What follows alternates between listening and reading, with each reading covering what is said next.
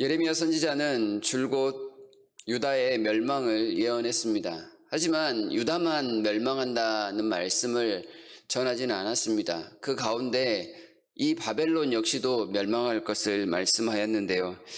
예레미야 25장 12절의 말씀을 보면 이렇습니다.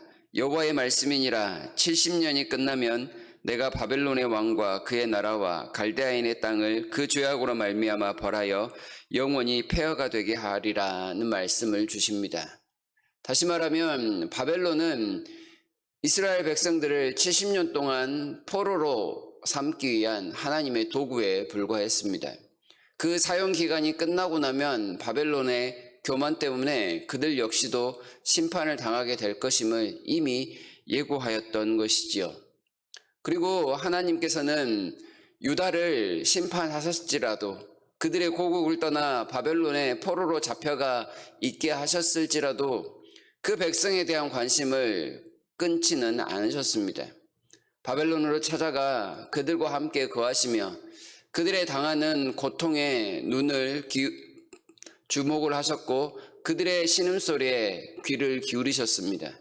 그리고 나서 때가 되자 하나님께서는 바벨론을 멸망시키기로 하신 것입니다.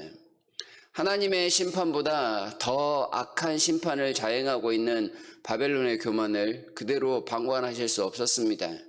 놓아줄 때가 되었음에도 불구하고 놓아줄 마음이 없는 이 바벨론에 대해서 하나님의 마음이 불편하셨던 것입니다. 그래서 하나님은 이제 바벨론보다 더 강한 이방의 북방민족을 일으켜서 그들을 멸하실 것입니다. 34절에 보시면 이 이스라엘의 하나님의 모습을 설명합니다.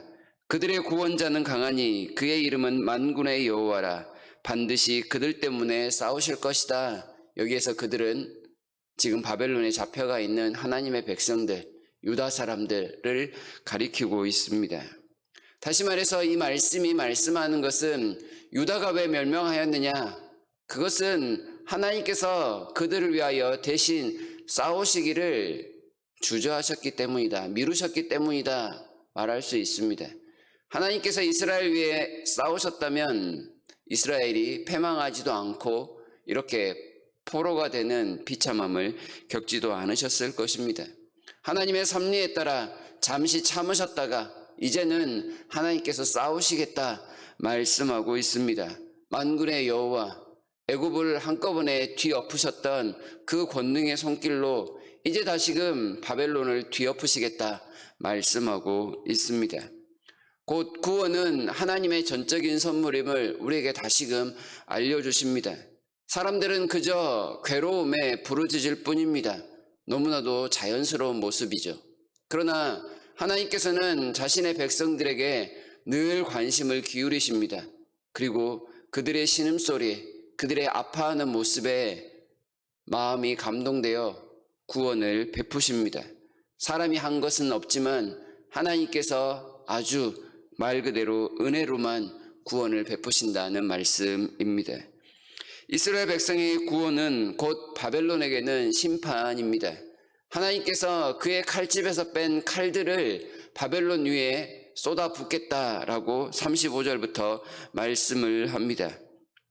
바벨론과 갈디아인 위와 그 고관들 위에 그리고 지혜로운 자들 위에 자랑하는 자들 위에, 여기에서 자랑하는 자들은 우상 숭배하며 점치는 자들을 가리킵니다. 그리고 용사들 위에 말과 병거를 탄 여러 민족들 위에, 이들은 바벨론이 고용한 용병들을 가리키고 있습니다. 그리고 보물과 물 위에 하나님의 칼날이 떨어져 어떤 바벨론의 것도 심판을 멸하지는 못할 것이다 말씀을 합니다.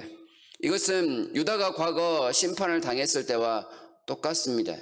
바벨론이 유다를 철저히 심판하였던 것처럼 이제는 바벨론이 그 심판의 대상이 되고 말 것이다 말씀합니다. 심판을 당하는 바벨론, 그들에게 힘이 없습니까? 그들에게 지혜가 없습니까? 그들에게 충성스러운 신하가 없습니까? 군대가 없거나 또한 돈이 없어서 싸울 만한 능력이 없습니까? 바벨론에는 오히려 이것들이 너무나도 많았습니다. 너무나도 많다 보니 그것이 그들에게 올무가 되었습니다. 그들의 많은 힘과 지혜와 능력들만을 의지하느라 하나님을 믿지 않았고 우상을 섬기는 일에 많은 죄악을 행하였던 것입니다. 다니엘서를 보면 바벨론에 수많은 지혜자들이 있었던 것을 우리는 확인할 수 있습니다. 그러나 그 지혜자들, 다니엘을 제외한 그들은 자신의 멸망을 내다보지는 못했습니다. 보물과 용병과 군사가 있었을지라도 하나님께서 그들을 치시니 모두가 무용지물이었습니다. 하나님께서 싸우시는 여호와, 하나님께서 자신의 백성들을 위하여 싸우시는 여호와가 바로 우리의 하나님, 우리의 아버지이십니다. 하나님의 이러한 위대한 능력을 오늘 성경은 우리에게 밝히 드러내주고 계십니다.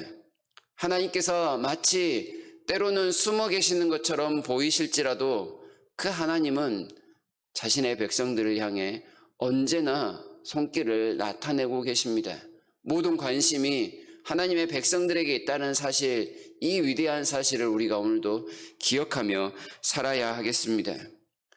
죄악 때문에 그 자녀들이 때로는 심판을 당할지라도 그럼에도 불구하고 이방인들과 다른 것은 그들에게 여전히 긍휼을 베푸시는 하나님의 모습이 있기 때문입니다. 때리실지라도 죽을 때까지 때리지는 아니하시고 다시금 하나님 스스로 돌이키셔서 구원의 자리로 이끄시는 아버지의 그 사랑입니다. 하나님께서 심판하신다고 많은 사람들이 하나님을 오해합니다. 하나님이 계시지 않는다, 이렇게 비난을 하기도 합니다. 그러나 이러한 행위들은 손바닥으로 하늘을 가리는 것과 같습니다. 자신의 처지 때문에 하나님이 계시지 않는다, 아무리 손으로 하늘을 가린 듯 그 하늘이 가려지겠습니까? 바로 오늘 본문이 이것을 우리에게 알려주십니다.